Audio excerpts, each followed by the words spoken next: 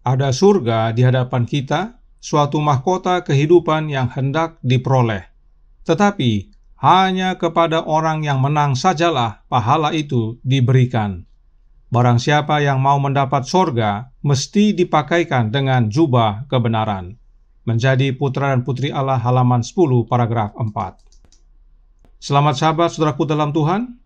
Kita patut bersyukur atas hari Sabat di mana kita dapat bersekutu dengan Allah Bapa dan Anaknya, serta dengan umat-umat Allah dimanapun kita berada. Roh Nubuat telah menyatakan dengan jelas bahwa hanya kepada yang menang, pahala kehidupan kekal diberikan, dan kepada mereka dipakaikan jubah kebenaran. Mari kita pelajari tentang jubah kebenaran ini dan melihat apa yang dapat menjadi bagian kita secara praktikal. Mari kita ikuti rangkaian penjelasan Roh Nubuat berikut ini.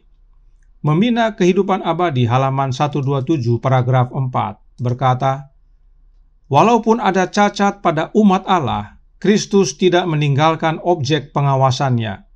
Dia mempunyai kuasa untuk mengubah pakaian mereka.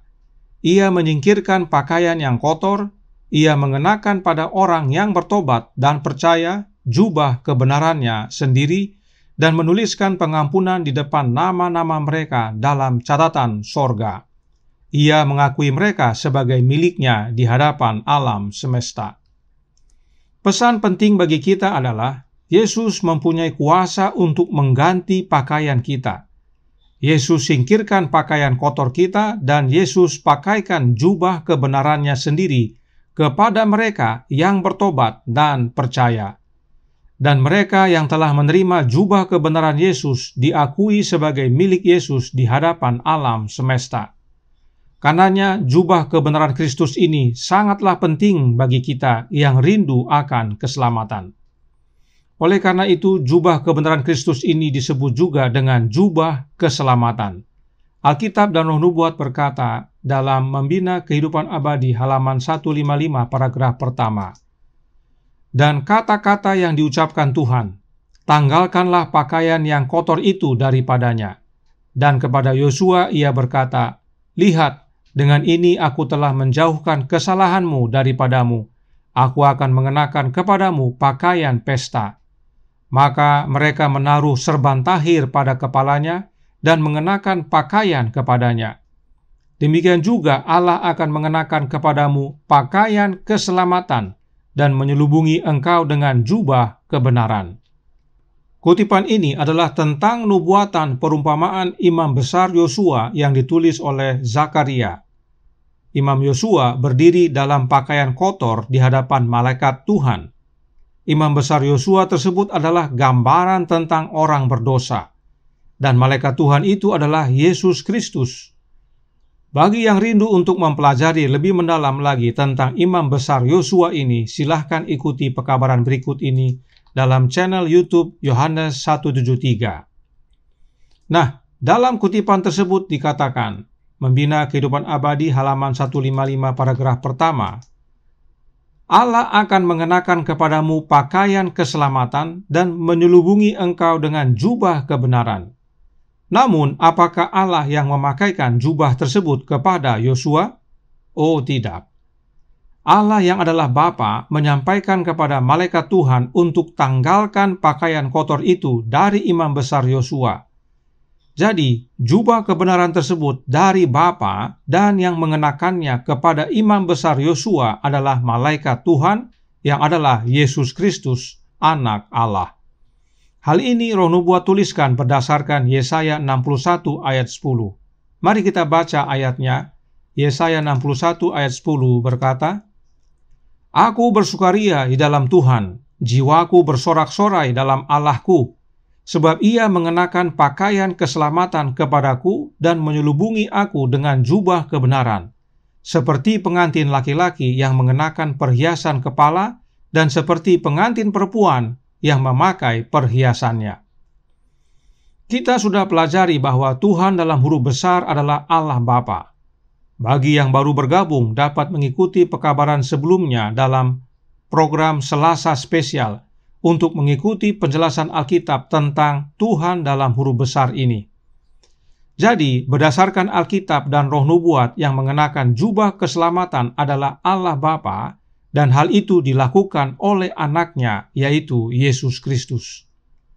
Apakah kita dapat menyediakan jubah kebenaran kita sendiri?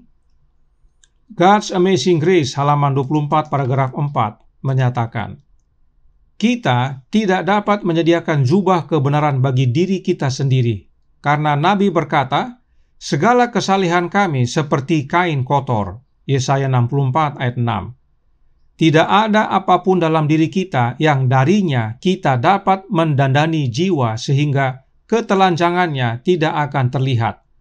Kita harus menerima jubah kebenaran yang ditenun di alat tenun sorga, bahkan jubah kebenaran Kristus yang tak bernoda. Nah, mengapa kita tidak dapat menyediakan jubah kebenaran bagi diri kita sendiri? Mengapa disebut kesalehan kita seperti kain kotor? Apakah sebenarnya jubah kebenaran Kristus tersebut? Membina Kehidupan Abadi halaman 241 paragraf 4 berkata, pakaian ini yang ditenun dengan alat tenun sorga tidak mengandung sehelai benang pun buatan manusia. Kristus dalam keadaan kemanusiaannya menghidupkan suatu tabiat yang sempurna, dan tabiat ini dipersembahkannya kepada kita. Segala kesalehan kami seperti kain kotor. Jubah kebenaran Kristus tersebut adalah tabiatnya Yesus itu sendiri, atau karakternya Kristus. Dan pada jubah tersebut tidak ada satu benang pun yang dari manusia. Artinya, manusia tidak punya andil apapun dalam menghidupkan tabiat Kristus yang sempurna tersebut. Perhatikan penjelasan lanjutan Roh Nubuat dalam Membina Kehidupan Abadi halaman 241 paragraf 4. Berbunyi, segala sesuatu yang dapat kita lakukan dengan kesanggupan kita sendiri telah dicemarkan oleh dosa. Tetapi Putra Allah telah menyatakan dirinya supaya ia menghapus segala dosa, dan di dalam Dia tidak ada dosa. Dosa diartikan sebagai pelanggaran hukum Allah, tetapi Kristus taat kepada setiap tuntutan hukum. Katanya kepada dirinya, aku suka melakukan kehendak-Mu, ya Allah-Ku, Taurat-Mu ada dalam dadaku. Ketika ia masih berada di dunia, ia berkata kepada murid-muridnya, aku menuruti perintah Bapa-Ku. Inilah dasarnya, saudaraku dalam Tuhan, bahwa kita tidak dapat menyediakan jubah kebenaran bagi diri kita sendiri, sebab kita semua telah dicemarkan oleh dosa. Hal ini penting sekali kita pahami dan ingat. Kita tidak bisa menuruti hukum Allah dengan sempurna, karena kita telah dicemarkan oleh dosa. Inilah dasarnya mengapa kita tidak bisa menyediakan jubah kebenaran bagi diri kita sendiri. Tetapi Yesus bisa, sebab dalam Dia tidak ada dosa. Tidak ada yang ingatkan akan dosa di dalam hidup Yesus. Karena Yesus taat kepada setiap tuntutan hukum Allah tersebut. Perhatikan Roh Nubuat mengutip Mazmur 40 ayat 8 dalam bahasa Inggris atau dalam bahasa Indonesia Mazmur 40 ayat 9 yang berkata, aku suka melakukan kehendak-Mu, ya Allah-Ku, Taurat-Mu ada di dalam dadaku. Dan dengan jelas menyatakan bahwa ini adalah perkataan Yesus. Jadi, Yesus akui bahwa Bapanya adalah Allahnya. Ini bukti bahwa Yesus akui Bapanya sebagai Allahnya, bukan nanti di dunia ini. Dan saat di dunia ini, Yesus tekankan lagi kepada murid-muridnya bahwa Dia menuruti perintah Bapanya. Jadi bagi kita yang tidak bisa menghidupkan hukum Allah dengan sempurna, kebutuhan terbesar kita adalah menerima hidup Yesus. Sebab hanya Yesus satu-satunya manusia di dunia ini yang telah menghidupkan penurutan hukum Allah dengan sempurna. Dan saat kita menerima hidup Yesus, hal itu sama sekali tidak menghapuskan hukum Allah. Malah itu meneguhkannya, sebab hukum Allah menjadi hidup, yaitu anak Allah itu sendiri. Yesuslah wujud dari hukum Allah tersebut. Sebab Membina Kehidupan Abadi halaman 243 paragraf 3 berkata, Allah menuntut kesempurnaan dari anak-anaknya. Hukumnya adalah sebuah salinan dari tabiatnya sendiri dan adalah ukuran dari segala tabiat. Inilah pentingnya penurutan akan hukum Allah tersebut, sebab hukum Allah adalah salinan karakter Allah dan hanya Yesus yang telah menyatakannya dengan sempurna. Masih dalam buku yang sama, Roh Nubuat lanjutkan, Membina Kehidupan Abadi halaman 241 paragraf 4, berkata, dengan penurutannya yang sempurna, ia telah memberikan kemungkinan bagi setiap orang untuk menaati hukum-hukum Allah. Bila kita menyerahkan diri kita kepada Kristus, hati itu dipersatukan dengan hatinya, kehendak dibenamkan dalam kehendaknya, pikiran menjadi satu dengan pikirannya, pikiran ditaklukkan kepadanya, kita menghidupkan kehidupannya. Itulah artinya dipakaikan dengan pakaian kebenarannya. Inilah makna memakai jubah kebenaran Kristus, saudaraku dalam Tuhan. Perhatikan, tidak ada sama sekali Roh Nubuat menyatakan tentang penghapusan hukum. Tetapi agar kita dapat menuruti hukum Allah, kita perlu Yesus. Kita harus menyerahkan diri kita kepada Yesus. Hati kita bersatu dengan hati Yesus, pikiran kita bersatu dengan pikiran Yesus, hidup Yesus menggantikan hidup kita. Maka, bukan kita lagi yang hidup, tetapi Kristus yang hidup dalam kita. Inilah yang memampukan kita untuk menghidupkan hukum Allah dengan sempurna. Dan bila mana jubah kebenaran Kristus ini menjadi bagian kita, Roh Nubuat berkata dalam Membina Kehidupan Abadi halaman 241, masih dalam paragraf 4, yang berkata, kemudian manakala Tuhan memandang kita, ia melihat bukan pakaian daun ara, bukan ketelanjangan dan cacat dosa, melainkan pakaian kebenarannya sendiri, yang merupakan penurutan yang sempurna atas hukum Yahweh. Siapakah Yahweh atau Jehovah? Dia adalah Allah Bapa. Jadi, saat kita menerima jubah kebenaran Yesus, maka Allah melihat kita bukan dengan pakaian daun ara, tetapi karakter sempurna anaknya dalam hidup kita, yaitu penurutan yang sempurna kepada hukum Allah Bapa. Inilah maknanya perumpamaan dalam Matius 22 ayat 11 yang berkata, ketika raja itu masuk untuk bertemu dengan tamu-tamu itu, ia melihat seorang yang tidak berpakaian pesta. Sang raja itu adalah Allah Bapa, pakaian pesta itu adalah jubah kebenaran Kristus, dan yang menikah adalah anaknya Allah Bapa. Roh Nubuat berkata dalam Membina Kehidupan Abadi halaman 242 paragraf pertama, para tamu dalam pesta kawin itu diperiksa oleh raja.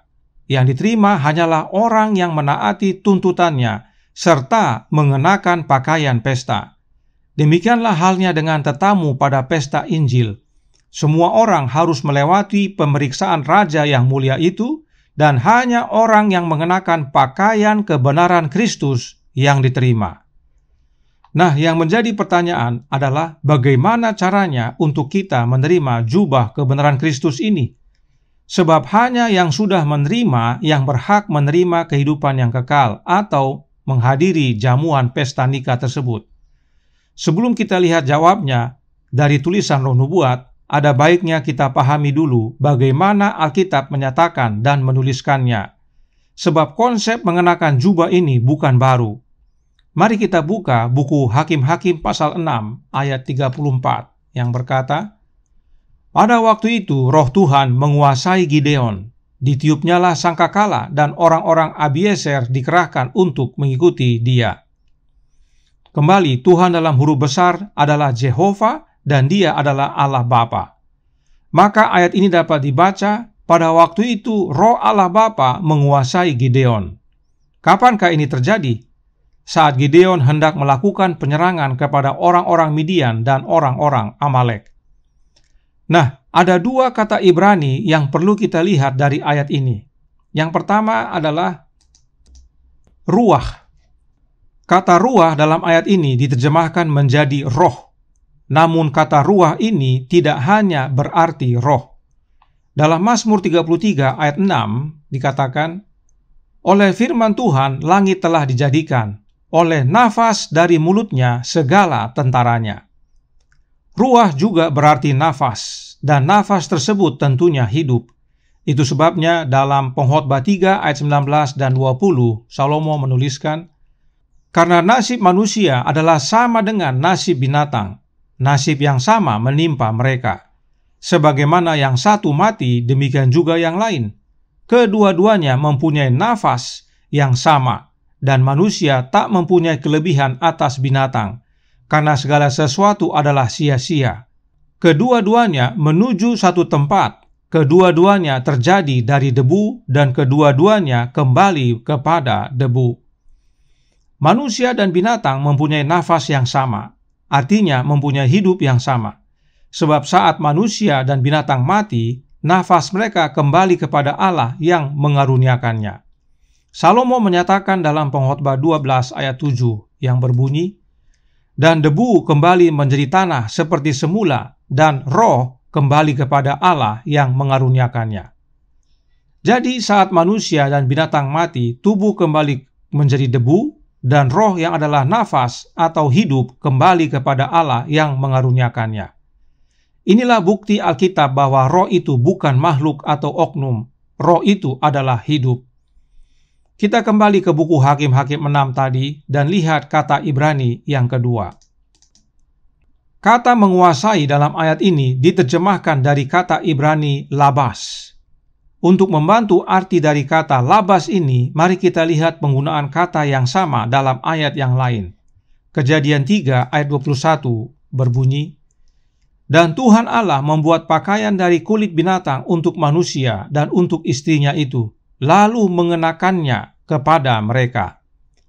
Kata mengenakan dalam ayat ini diterjemahkan dari kata labas yang sama dengan kata labas dalam Hakim-Hakim 6 ayat 34 tadi. Sebab memang labas artinya membungkus, mengenakan pakaian atau jubah, menutupi diri dengan pakaian, serta mengenakan. Inilah arti kata labas sesuai Strong Concordance. Perhatikan, penggunaan kata labas yang bermakna mengenakan ini dapat digunakan secara harafiah atau secara kiasan. Dalam Kejadian 3 ayat 21 tadi, kata mengenakan adalah harafiah, sebab Allah memang mengenakan pakaian dari kulit binatang kepada Adam dan Hawa. Kemudian ada penggunaan kata kiasan juga seperti berikut ini dalam Mazmur 109 ayat 18 berbunyi, "Ia memakai kutuk sebagai bajunya, biarlah itu merembes seperti air ke dalam dirinya dan seperti minyak ke dalam tulang-tulangnya." Apakah kita dapat memakai kutuk sebagai pakaian kita? Tentu tidak secara harafiah. Karenanya hal ini bermakna kiasan. Apakah maksudnya memakai kutuk sebagai baju? Mari kita baca terjemahan Alkitab yang lain untuk membantu, yaitu dari Easy to Read Version, yang berbunyi, "Cursing was a daily part of his life, like the clothes he wears. Cursing others became a part of him, like the water he drinks and the oil he puts on his body." Yang artinya, mengutuk adalah bagian dari hidupnya sehari-hari, seperti pakaian yang dikenakannya. Mengutuk orang lain menjadi bagian dari dirinya, seperti air yang diminumnya dan minyak yang dioleskan ke tubuhnya. Inilah makna mengenakan kutuk layaknya pakaian. Sebab mengutuk itu adalah menjadi bagian hidup setiap hari, layaknya mengenakan pakaian. Satu lagi kita baca tentang kata labas ini dalam 2 Tawarik 24 ayat 20 yang berkata, "Lalu Roh Allah menguasai Zakaria anak Imam Yoyada. Ia tampil di depan rakyat dan berkata kepada mereka, 'Beginilah firman Allah, mengapa kamu melanggar perintah-perintah Tuhan sehingga kamu tidak beruntung? Oleh karena kamu meninggalkan Tuhan, Ia pun meninggalkan kamu.'" Kata menguasai dalam ayat ini diterjemahkan juga dari kata Ibrani yang sama, yaitu labas, yang artinya mengenakan, layaknya mengenakan pakaian. Hal ini tentunya dalam arti kiasan. Apakah maknanya Roh Allah menguasai Zakaria atau menguasai Gideon? Artinya Roh Allah itu menjadi bagian hidup Zakaria dan hidup Gideon. Layaknya pakaian yang dikenakan setiap hari menjadi bagian hidup kita. Dan tadi kita sudah pelajari bahwa berdasarkan penjelasan Alkitab, kata roh artinya hidup. Karenanya saat dikatakan Roh Allah menguasai Zakaria dan Gideon, maka yang dimaksudkan adalah hidupnya Allah yang menguasai Zakaria dan Gideon. Kemudian Alkitab juga menyatakan bahwa roh sama dengan pikiran. Yesaya menuliskan dalam Yesaya 40 ayat 13 yang berkata, "Siapa yang dapat mengatur roh Tuhan atau memberi petunjuk kepadanya sebagai penasehat?" Ayat ini dikutip oleh Paulus dalam Roma 11 ayat 34 yang berbunyi, "Sebab siapakah yang mengetahui pikiran Tuhan? Atau siapakah yang pernah menjadi penasehatnya?" Paulus mengganti kata roh dengan kata pikiran. Karenanya roh juga berarti pikiran. Itu sebabnya berdasarkan penjelasan Alkitab, roh adalah hidup dan pikiran. Oleh sebab itu, saat dikatakan roh Allah menguasai Gideon, maka hal itu artinya hidup dan pikiran Allah menjadi bagian hidup Gideon. Layaknya pakaian yang dipakai setiap hari menjadi bagian hidup kita. Mari kita kembali ke Hakim-Hakim 6 ayat 34. Jadi, roh Tuhan yaitu rohnya Allah Bapa yang menguasai Gideon, yang memampukan dia untuk maju keluar berperang. Roh Allah Bapa hidup dalam Gideon. Namun Nabi Yesaya mengatakan yang berikut ini dalam Yesaya 59 ayat 2.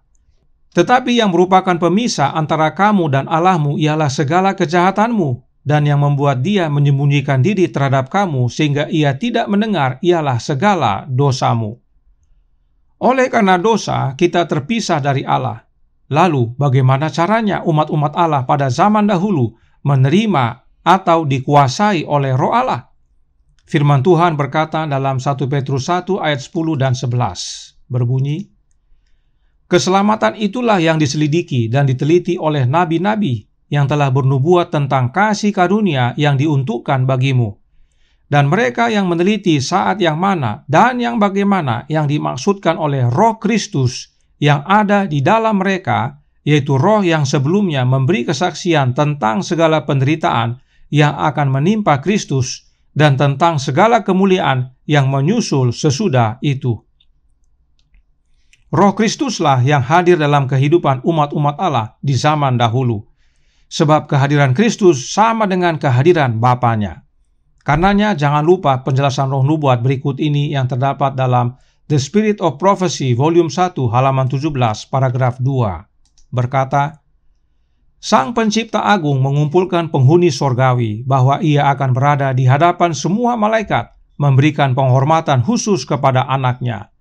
Sang anak duduk di atas tahta bersama Bapa, dan kumpulan malaikat kudus sorgawi berkumpul di sekitar mereka. Allah Bapa kemudian menyatakan bahwa ditahbiskan oleh dirinya sendiri, Kristus harus setara dengan dirinya sendiri, sehingga dimanapun kehadiran anaknya itu adalah kehadirannya sendiri. Firman-Nya harus dipatuhi dengan kerelaan sebagaimana firman dari Bapa. Bapa mengurapi anaknya atau menahbiskan anaknya agar menjadi setara dengan dirinya sendiri. Artinya, tidak ada yang setara dengan Bapa sebelum Bapa mengurapi anaknya. Hanya Bapa yang tertinggi. Dan setelah Bapa urapi anaknya agar menjadi setara dengan dirinya, maka dimanapun anak hadir, hal itu sama dengan kehadiran Bapa, dan firman yang anak sampaikan harus dipatuhi sebagaimana itu adalah firman Allah Bapa. Karenanya, melalui Yesuslah Allah Bapa mengaruniakan rohnya. Allah Bapa berikan rohnya kepada anaknya dan melalui anaknya menjadi bagian kita.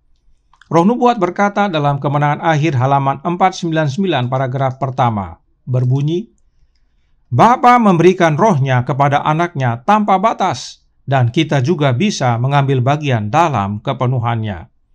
Jelas bahwa Yesuslah saluran penghubung antara kita dengan Bapa, termasuk untuk menerima rohnya Bapa. Karenanya roh nubuat menjelaskan tentang Yesus dalam From Eternity Past halaman 256 paragraf 4. Kristus berbicara kepada umatnya melalui para nabi. Rasul Petrus berkata bahwa para nabi bernubuat tentang kasih karunia yang diuntukkan bagimu, dan mereka meneliti saat yang mana dan yang bagaimana yang dimaksudkan oleh Roh Kristus yang ada di dalam mereka, yaitu roh yang sebelumnya memberi kesaksian tentang segala penderitaan yang akan menimpa Kristus dan tentang segala kemuliaan yang menyusul sesudah itu. 1 Petrus 1 ayat 10 dan 11. suara Kristuslah yang berbicara melalui perjanjian lama. Kesaksian Yesus adalah roh nubuat, Wahyu 19 ayat 10. Jelas, baik Alkitab dan roh nubuat menyatakan bahwa Kristuslah saluran karunia dari Allah Bapa. Kita menerima rohnya Bapa melalui anaknya. Pola ini tidak berubah, dari dulu sampai sekarang sama. Namun ada yang penting untuk kita pahami tentang roh Kristus ini. Roh nubuat berkata dalam Signs of the Times Mei 17 tahun 1899 paragraf 3 yang berbunyi, betapa cepat Kristus memenuhi janjinya dan mengirimkan dari istana sorgawi jaminan dari kasih-Nya. Sesudah pelantikannya, roh datang dan Kristus memang sudah dimuliakan, bahkan dengan kemuliaan yang Dia miliki sejak kekekalan bersama Bapanya. Selama masa kehinaannya di atas bumi ini, roh tidak turun dengan seluruh kemanjurannya. Dan Kristus nyatakan bahwa jika Dia tidak pergi, Ia tidak datang, tetapi jika Dia pergi, Dia akan mengirimnya. Itu adalah perwakilan dirinya, dan sesudah Dia dimuliakan, hal itu diwujudkan. Perhatikan Nyonya White menggunakan kata ganti benda untuk Roh Kudus. Lihat yang ditandai warna hijau khususnya dalam bahasa Inggris, yaitu kata it. Sekarang, mengapa roh nubuat berkata bahwa saat Yesus hidup di dunia ini, roh tidak turun dengan seluruh kemanjurannya? Perlu kita pahami bahwa pada waktu Yesus hidup di dunia ini, ada Roh Kudus, yaitu Roh Kudusnya Allah Bapa. Lalu, mengapa disebut tidak turun dengan seluruh kemanjurannya? Apakah rohnya Bapa tidak manjur? Sebelum kita lanjutkan, berdasarkan kutipan ini, maka roh yang datang setelah Yesus dimuliakan adalah roh yang turun dengan seluruh kemanjurannya. Sementara sebelum Yesus kembali dan dimuliakan, roh tidak turun dengan seluruh kemanjurannya. Karenanya ada perbedaan kemanjuran, yaitu sebelum dan sesudah Yesus dimuliakan. Yesus sendiri berkata dalam Yohanes 7 ayat 38 dan 39, berbunyi, barang siapa percaya kepadaku, seperti yang dikatakan oleh kitab suci, dari dalam hatinya akan mengalir aliran-aliran air hidup. Yang dimaksudkannya ialah roh yang akan diterima oleh mereka yang percaya kepadanya. Sebab roh itu belum datang karena Yesus belum dimuliakan. Jadi, meskipun pada waktu Yesus hidup di dunia ini, ada Roh Kudus, yaitu rohnya Bapa. Tetapi Yesus berkata ada roh yang belum datang, karena Yesus belum dimuliakan. Roh yang manakah yang Yesus maksudkan? Roh yang dicurahkan pada hari Pentakosta. Mari kita kembali ke artikel sebelumnya yang terdapat dalam Signs of the Times Mei 17 tahun 1899. Kita baca sekarang paragraf 8 dan 9 yang berbunyi, kemudian mereka yang dengan senang hati menerima firman-Nya dibaptis, dan pada hari yang sama ditambahkan kepada mereka kira-kira 3.000 jiwa. Sekarang para murid mengerti kata-kata yang diucapkan oleh Kristus ketika Dia masih bersama mereka. Pada waktu itulah kamu akan tahu bahwa aku di dalam Bapa-Ku dan kamu di dalam aku dan aku di dalam kamu. Semoga saudara semakin melihat bahwa ada roh yang memang belum turun karena Yesus belum dimuliakan, yaitu roh yang disebut penghibur. Dalam Yohanes 14, Yesus menjelaskan tentang roh kebenaran yang disebut penghibur ini.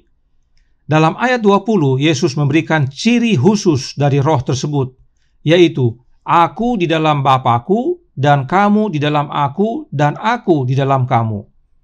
Dan sejak kecurahan pada hari Pentakosta, murid-murid mengabarkan Injil, lalu ribuan yang menyerahkan diri mereka untuk dibaptis. Oleh peristiwa pertobatan massal itu, maka mengertilah murid-murid bahwa roh yang Yesus janjikan itu telah menjadi bagian mereka. Sebab mereka telah lihat kemanjurannya, ribuan jiwa bertobat. Inilah bukti yang penting umat Allah pahami bahwa roh yang Yesus janjikan, yaitu Sang Penghibur, mempunyai ciri yang khas, yaitu Yesus di dalam Bapanya dan Yesus di dalam umatnya, serta umatnya di dalam Yesus. Itu sebabnya Sang Penghibur itu adalah Yesus Kristus itu sendiri, sebab yang menerima pemuliaan adalah Yesus, dan segera sesudah pemuliaannya, Yesus curahkan roh-Nya. Dan pada saat Yesus dimuliakan, itulah saat dia menerima roh Bapa-Nya. Sebab Allah Bapa mengurapi Yesus dengan minyak, dan minyak adalah lambang Roh Kudus. Silahkan baca Ibrani 1 ayat 8 dan 9. Singkatnya, Allah Bapa mengurapi Yesus dengan roh-Nya, lalu setelah menerima kuasa roh Bapa-Nya, Yesus kemudian mencurahkan roh-Nya kepada umat-umat-Nya. Itu sebabnya Yesus berkata, "Aku di dalam Bapa-Ku," yaitu melalui kehadiran roh Bapa-Nya, "dan kamu di dalam Aku, dan Aku di dalam kamu," yaitu oleh kehadiran Roh Kristus dalam hidup umat-umat-Nya. Kembali, apakah dasarnya Roh Kristus yang dicurahkan setelah Yesus dimuliakan lebih manjur dari Roh Kristus yang sebelumnya? Karena yang dicurahkan adalah roh-Nya Kristus yang dilepaskan dari pribadi kemanusiaannya. Allah Bapa mengaruniakan roh-Nya kepada manusia Yesus Kristus, dan kemudian manusia Yesus Kristus mencurahkan roh-Nya kepada umat-Nya yang adalah manusia. Inilah makna mendasar dari kemanjuran roh tersebut. Roh yang sebelumnya bukan dilepaskan dari kepribadian manusia, tetapi dari kepribadian ilahi. Meskipun roh tersebut manjur, tetapi lebih manjur lagi roh yang dari kepribadian manusia. Sebab kita adalah manusia. Roh Nubuat menjelaskan dalam suratnya nomor 119 tahun 1895 paragraf 18. Berbunyi, "Karena dihalangi oleh kemanusiaan, Kristus tidak dapat berada di setiap tempat secara pribadi. Oleh karena itu adalah lebih berguna untuk mereka bahwa Dia harus tinggalkan mereka, pergi kepada Bapa-Nya dan mengirim Roh Kudus sebagai penerusnya di atas bumi. Roh Kudus adalah dirinya, dilepaskan dari kepribadian manusia dan tidak bergantung padanya. Dia akan mewakili kehadiran dirinya melalui Roh Kudus-Nya sebagai yang hadir di mana-mana." Perhatikan saudaraku dalam Tuhan, Roh Kudus itu adalah dirinya Yesus sendiri yang dilepaskan atau divested dari kepribadian manusia Yesus Kristus. Jadi, Roh Kudus itu adalah pribadi Yesus itu sendiri, bukan oknum yang lain. Roh Kudus inilah yang dicurahkan pada hari Pentakosta, yaitu roh yang dilepaskan dari kepribadian manusia Yesus Kristus. Kemudian perhatikan juga, Nyonya White tuliskan, tidak bergantung padanya. Inilah yang membuat Roh Kristus yang kudus tersebut sepertinya oknum mandiri. Karena setelah dilepaskan dari pribadi Yesus, Roh Yesus bertindak tidak bergantung pada Yesus yang adalah sumber dari roh tersebut. Oleh kehadiran roh-Nya yang kudus, Yesus dapat hadir di mana-mana. Karenanya, jika ada yang menjelaskan bahwa pada hari Pentakosta telah dicurahkan Roh Kudus, dan roh itu bukan dilepaskan dari kepribadian manusia Yesus Kristus, maka itu adalah roh yang palsu, roh yang lain. Roh yang dicurahkan pada hari Pentakosta adalah roh yang dilepaskan dari kepribadian manusia Yesus Kristus. Itu sebabnya roh yang dicurahkan pada hari Pentakosta tidak lain dan tidak bukan adalah roh-Nya Yesus itu sendiri. Nah, apakah roh-Nya Yesus dapat mewakili Yesus? Oh, tentu bisa.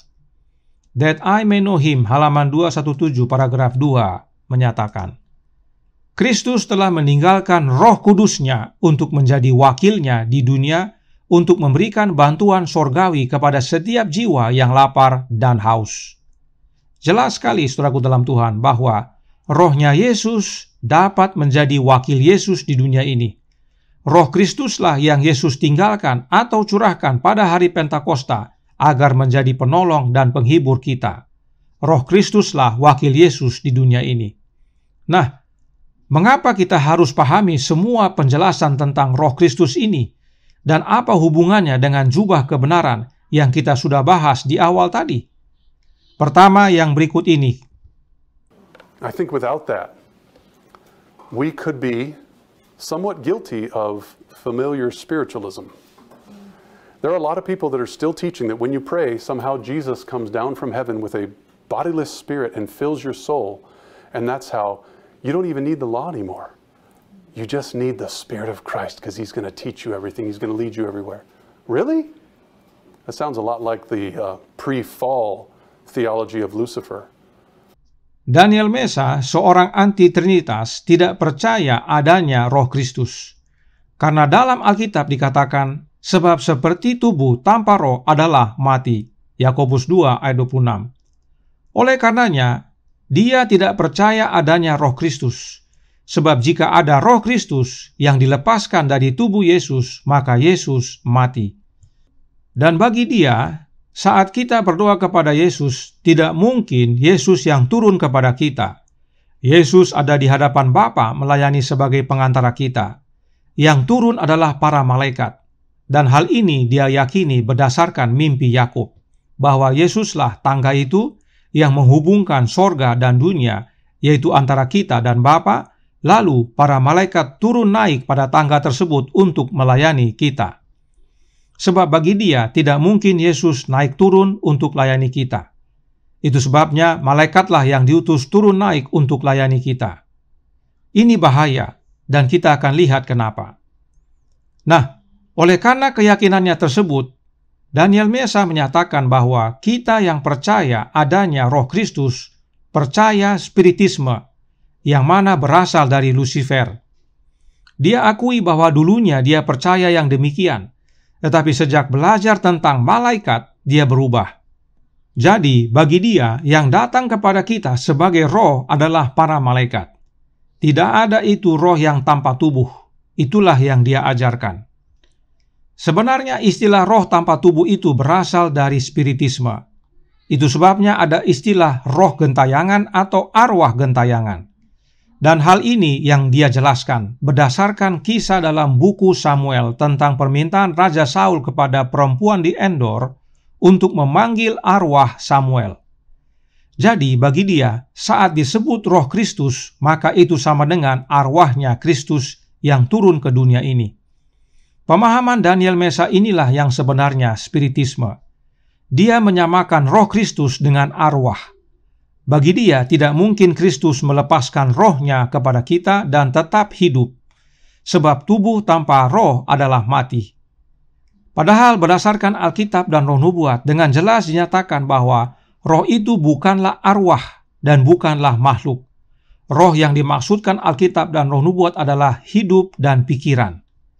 Nah, apakah kita manusia bisa melepaskan roh kita atau pikiran kita? Tentu tidak bisa. Lalu apakah Allah bisa? Ingat ayat yang berikut ini, Yeremia 32 ayat 17, berkata, "Ah Tuhan Allah, sesungguhnya Engkaulah yang telah menjadikan langit dan bumi dengan kekuatanmu yang besar dan dengan lenganmu yang terentang. Tiada suatu apapun yang mustahil untukmu." Jadi apakah Allah Bapa punya anak yang dia peranakkan, atau Allah Bapa melepaskan rohnya sendiri, atau melepaskan roh anaknya? Allah Bapa bisa lakukan. Tidak ada yang mustahil bagi Allah Bapa. Itu sebabnya saat Yesus kembali ke sorga, dia adalah manusia. Dan karenanya Yesus tidak dapat melepaskan rohnya dan mencurahkan hidupnya bagi kita. Karenanya Yesus harus dimuliakan terlebih dahulu, yaitu dengan menerima pengurapan roh yang dari Bapa. Yesus menerima kuasa dari Bapanya, sehingga oleh kuasa yang Yesus terima dari Bapanya itu, dia dapat mencurahkan rohnya yang adalah hidupnya kepada kita, umat-umatnya. Pahami dengan baik kebenaran ini agar jangan disesatkan oleh ajaran yang salah seperti yang Daniel Mesa sampaikan tadi. Kemudian tentang tangga Yakub, mari kita baca dalam Steps to Christ halaman 19 paragraf 2, berkata, "Tangga mistik dari mimpinya melambangkan Yesus, satu-satunya media komunikasi antara Allah dan manusia. Tangga itu adalah Yesus, dan dia adalah satu-satunya media komunikasi antara Allah Bapa dan kita manusia. Artinya, hanya ada satu tangga, hanya ada satu jalan, yaitu Yesus Kristus. Pada tangga inilah para malaikat naik turun antara dunia dan sorga." Artinya, jika tidak ada Yesus yang menghubungkan sorga dan dunia, apakah malaikat bisa melayani kita? Tentu tidak bisa. Satu-satunya jalan untuk para malaikat bisa melayani kita adalah bila mana Yesus menghubungkan kita dengan Bapa. Itu sebabnya Roh Nubuat menjelaskan yang berikut ini dalam Membina Keluarga Bahagia halaman 308 paragraf 3. Berkata, apabila Kristus berada dalam hati, niscaya ia akan dibawa ke dalam keluarga. Para ibu bapa yang merasa hidupnya penting dalam penurutan kepada Roh Kudus, supaya malaikat samawi melayani orang yang akan mewarisi keselamatan kekal itu, melayani mereka sebagai guru rumah tangga dengan mendidik dan mengajar mereka untuk melaksanakan tugas mengajar anak-anak mereka. Ada kemungkinan mengadakan tempat ibadah kecil yang dapat menghormati dan memuliakan penebus. Bagaimana Kristus tinggal dalam hati kita? Melalui kehadiran Roh-Nya yang kudus, Roh Kristus. Itu sebabnya dalam kutipan ini disebutkan bahwa bila Kristus berada dalam hati, maka ibu bapa akan merasa hidupnya penting dalam penurutan kepada Roh Kudus, yaitu Roh-Nya Kristus, sebab Kristuslah yang berada dalam hati kita. Nah, apa yang terjadi bila Kristus dalam hati kita dan kita menurut kepada Roh-Nya? Malaikat sorga melayani kita yang adalah para pewaris keselamatan.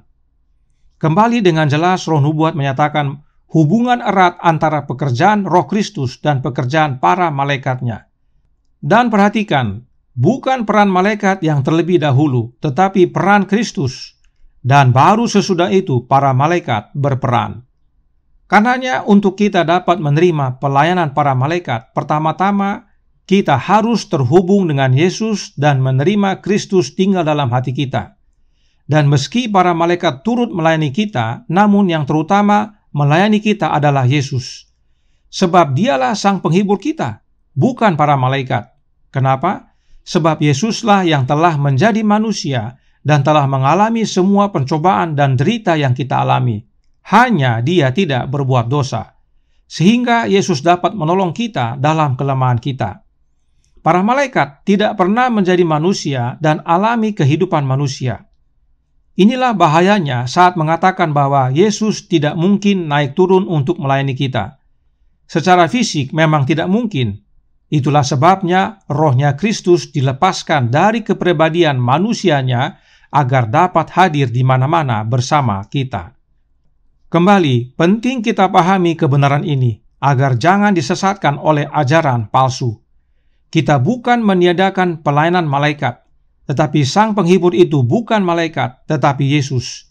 Dia hadir dalam hati kita secara pribadi oleh kehadiran Roh-Nya yang adalah hidupnya. Itu sebabnya Alkitab berkata dalam Galatia 4 ayat 6, dan karena kamu adalah anak, maka Allah telah menyuruh Roh Anak-Nya ke dalam hati kita yang berseru, ya Aba, ya Bapa. Allah Bapa sendiri menyuruh Roh Anak-Nya ke dalam hati kita. Yang Bapa suruh bukan arwah, tetapi hidup Anak-Nya, yaitu hidup yang penuh kemenangan, hidup yang sempurna dalam penurutan hukum Allah. Tetapi ada manusia yang berani menentang kebenaran firman Allah ini. Karenanya hati-hati saudaraku dalam Tuhan. Nah, untuk membantu tentang spiritisme, perhatikan definisi berikut ini yang terdapat dalam Britannica.com yang berbunyi, spiritualisme dalam agama suatu gerakan yang didasarkan pada kepercayaan bahwa jiwa-jiwa yang telah pergi dapat berinteraksi dengan yang hidup. Spiritualis berusaha melakukan kontak dengan orang mati, biasanya melalui bantuan medium. Seseorang diyakini memiliki kemampuan untuk menghubungi roh secara langsung. Beberapa medium bekerja saat dalam keadaan kesurupan, dan beberapa media mengklaim sebagai katalisator untuk berbagai fenomena fisik paranormal, termasuk pematerialisasian atau penggerakan objek yang melaluinya roh mengumumkan kehadiran mereka. Inilah spiritisme. Mereka anggap bahwa roh itu adalah pribadi yang bisa berinteraksi dengan yang hidup. Itulah yang kita lihat dalam film-film spiritisme, di mana jika seseorang mati, rohnya gentayangan. Rohnya berbentuk sama dengan yang mati, hanya sudah tidak terlihat. Kemudian, roh itu bisa berhubungan dengan yang hidup melalui orang yang kesurupan, atau roh itu bisa berhubungan dengan yang hidup melalui benda. Saat benda bergerak, maka diketahui kehadirannya. Inilah yang mereka ajarkan tentang roh. Dan karenanya, saat kita ajarkan Roh Kristus yang harus tinggal dalam hati kita, bagi mereka itu adalah spiritisme. Sebab bagi mereka, Roh Kristus adalah oknum dan atau makhluk halus. Inilah yang Daniel Mesa maksudkan tadi, yaitu roh itu adalah arwah. Tuduhan yang sama juga datang dari kaum Trinitas, bahwa saat kita mengabarkan tentang pentingnya Roh Kristus, maka itu bagi mereka adalah ajaran spiritisme. Saudaraku dalam Tuhan, tanpa mereka sadari, kaum Trinitas sebenarnya mengajarkan spiritisme dengan doktrin Trinitas mereka. Sebab Trinitas mengajarkan bahwa roh itu adalah oknum atau makhluk yang berbeda dan terpisah dan bisa berkomunikasi dengan yang hidup. Dan makhluk Allah Roh Kudus yang kaum Trinitas yakini ada, tinggal dalam hidup mereka. Bukankah itu sama dengan spiritisme? Sebab ada makhluk halus yang disebut Allah Roh tinggal dalam hidup kaum Trinitas. Itu spiritisme namanya, saudaraku dalam Tuhan. Padahal yang Alkitab nyatakan serta yang Roh Nubuat ajarkan bukanlah demikian. Roh itu adalah hidup, bukan arwah, dan roh itu adalah pikiran. Dan hidup serta pikiran Allah itulah yang menguasai hidup kita layaknya jubah yang kita pakai sehari-hari. Itu sebabnya Alkitab menggunakan istilah mengenakan dan bukan dirasuk atau kerasukan. Mengenakan roh Allah artinya hidup Allah menjadi bagian hidup kita, layaknya pakaian yang selalu kita gunakan. Inilah pentingnya kita pelajari akan hal ini, agar jangan terjerumus kepada pekabaran yang sepertinya benar tapi salah. Karenanya kebenaran tentang Allah Bapa dan Anaknya yang kita imani sama sekali tidak mengajarkan tentang spiritisme. Kemudian yang berikutnya tentang pentingnya memahami jubah kebenaran Kristus dan Roh Kristus. Kita baca Steps to Jesus halaman 77 paragraf 4 yang berbunyi, jika kita telah menerima jubah kebenaran Kristus, kita tidak bisa berhenti memberitahu orang lain tentang hal itu. Ketika kita dipenuhi dengan sukacita rohnya, kita harus membagikannya. Dari penjelasan ini jelas ada hubungan antara jubah kebenaran Kristus dengan rohnya Kristus. Sebab saat kita memilikinya, kita tidak bisa berhenti mengabarkannya atau membagikannya. Dan ingat tadi bahwa jubah kebenaran Kristus adalah kesempurnaan karakternya, dan itu dapat menjadi bagian kita saat kita menerima Roh Kristus dalam hati kita. Roh Nubuat berkata dalam Counsels for the Church halaman 56 paragraf 4 berbunyi, mereka harus memiliki kasih karunia-Nya, Roh Kristus, untuk membantu kelemahan mereka, atau mereka tidak dapat membentuk karakter Kristen. Karakter Kristus atau karakter Kristen hanya dapat diperoleh dengan memiliki Roh Kristus dalam hidup kita. Berikutnya, Mind, Character and Personality, Volume 2, halaman 643, paragraf 5, berbunyi, pengikut Kristus harus meniru Kristus dalam watak, seperti Kristus adalah semboyannya, bukan seperti ayah atau ibumu, tetapi seperti Yesus Kristus, bersembunyi di dalam Kristus, berpakaian kebenaran Kristus, diilhami dengan Roh Kristus. Disembunyikan dalam Kristus artinya mengenakan pakaian kebenaran Kristus dan diilhami oleh Roh Kristus. Dan jubah kebenaran Kristus itu adalah karakter Kristus itu sendiri. Karenanya, suratnya nomor 25 tahun 1882 paragraf 20 berkata, Roh Kristus dalam hati akan dinyatakan dalam karakter, akan mengembangkan kualitas dan kuasa yang mulia. Kehadiran Kristus dalam hati kita akan mengubahkan karakter kita menjadi serupa dengan Dia. Roh Kristus inilah jubah kebenaran yang harus kita pakai atau labas dalam bahasa Ibrani. Hidup Kristus harus hidup dalam kita setiap saat, setiap hari, layaknya kita menggunakan pakaian setiap hari. Nah, kapankah kita harus pakai jubah kebenaran Kristus ini?